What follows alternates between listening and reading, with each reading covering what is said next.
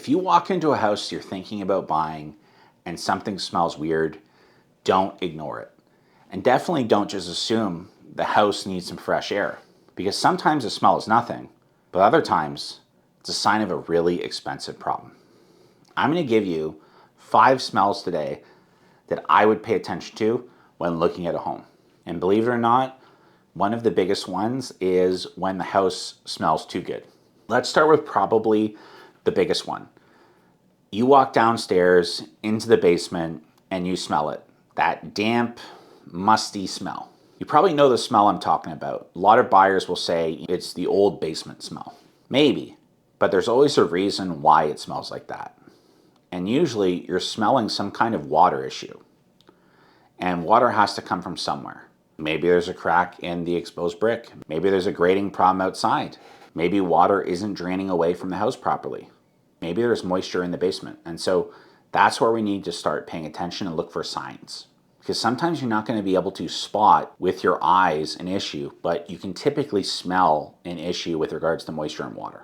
And you don't want to ignore these red flags. So if you're interested in a home and you experience this in the basement, you would want to make sure that you have a home inspection, absolutely.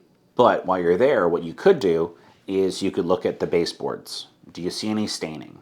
Is there anything strange? Do you see any puddles anywhere? If there's exposed brick, does it feel wet?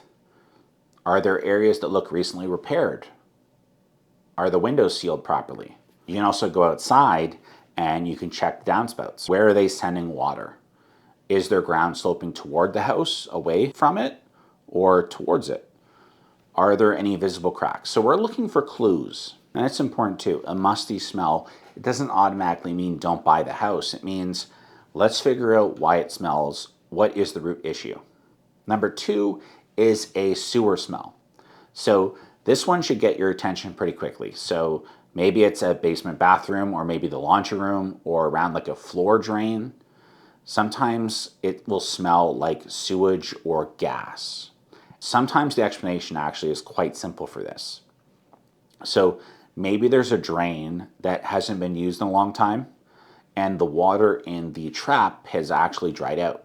And now you're getting sewer gas coming back up.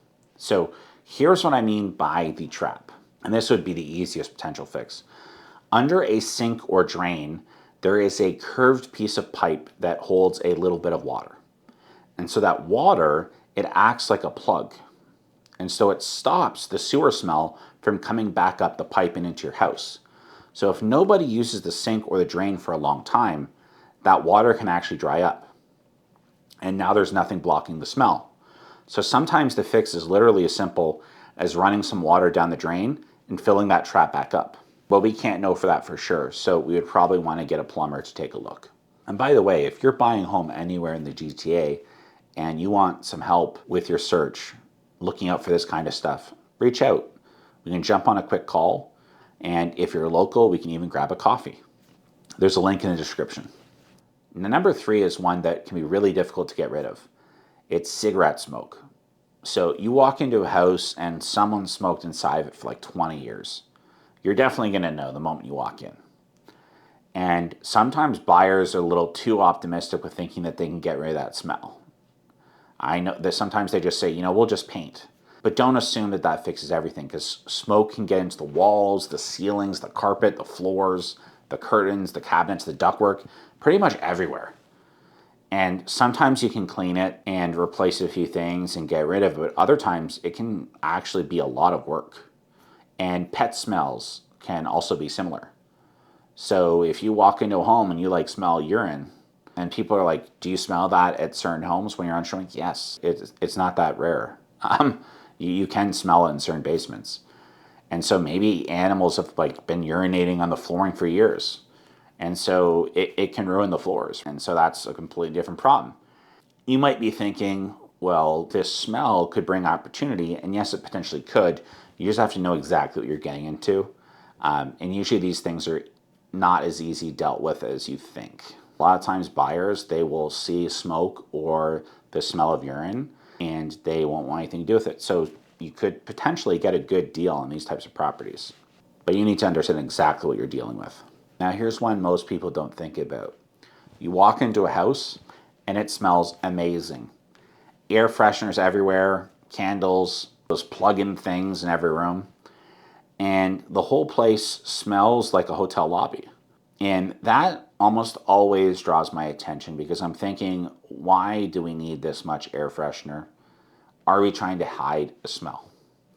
And so I used to have a lot of sellers that, like, it was the typical smoker playbook. Even for the listing appointments, they would try to hide it. Tons of air fresheners, but you could always tell. You'll also sometimes see like fans in basements. I've seen that before where they're trying to hide something going on, or a odd carpet in the basement out of nowhere, and you're like, I wonder what's underneath this. Usually you find issues. It's just like fresh paint too. Fresh paint is completely normal in selling a house. You know, everyone kind of paints. Is one of the best ROIs you can do on your property. Makes the house look better.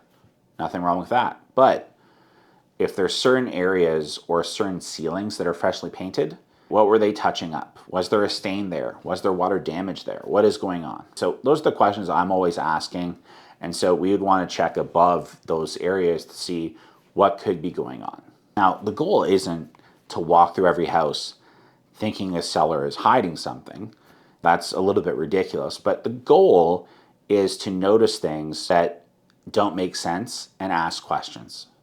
And you can typically look for issues, and you can also smell the issues. And I think that is probably the most important part of the whole video, is that you don't need to know what every smell means or what you're looking at, what it is. You know, sometimes there's some times where I see stuff, I'm like, I don't know either. I'm not a mold expert. I'm not a foundation specialist. I'm not a plumber.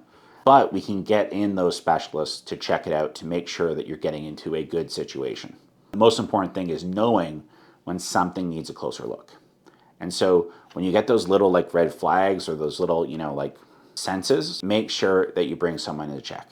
In the end, sometimes the problems that you find are really simple. Other times it can cost you thousands and thousands of dollars.